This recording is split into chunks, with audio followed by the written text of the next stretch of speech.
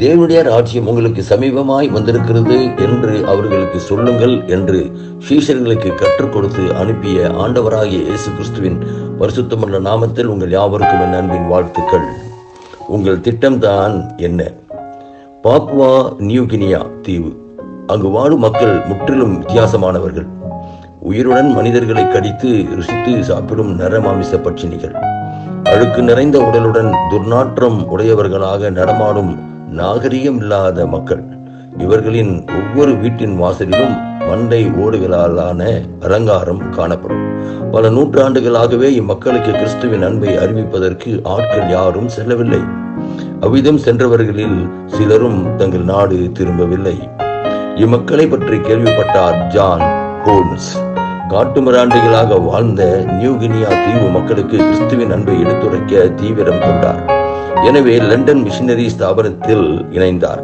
James Chalmers என்ற மிஷனரியுடன் இணைந்து பணி செய்ய தன் ஆவலை தெரிவித்தார்.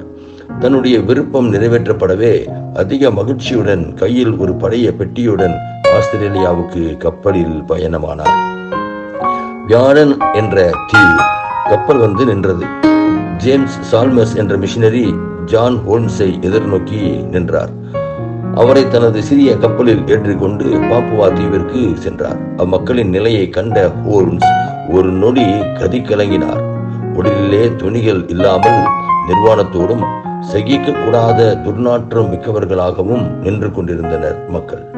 முதலில் அவர்கள் மொழியை கற்றுக்கொண்ட இவர் அவர்களுடன் நட்புடன் பழக ஆரம்பித்தார்.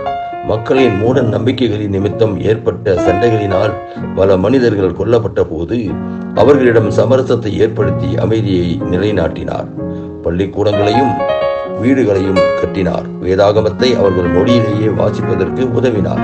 இதனால் பாப்புவா தீவின் மக்களின் வாழ்க்கை தரம் மாறியது. காட்டுமிராண்டிகளாக வாழ்ந்தவர்கள் கிறிஸ்துவின் மனிதர்களாக மாறினர். அன்பரே, ஆண்டவரின் அழைப்பிற்கு அடிபணிய ஆயத்தமாயிருப்போமா? இயேசுவோடு நாம் மகிமையடைய விரும்பினால் அவர் பருகிய கசப்பான கிண்ணத்திலிருந்து நாமும் பருக தயாராக இருக்க வேண்டும். இது வாழ்விலிருந்து வாழ்வுக்கு நாம் செல்ல வழிகாட்டும் வார்த்தைகள். ஆண்டவரே, ஜான் ஹோல்ம்ஸை போன்று உமக்காக பெரிய காரியங்களை சாதிக்க என்னை அர்ப்பணிக்கிறேன். கர்த்தர் நம்மை ஆசீர்வதிப்பாராக.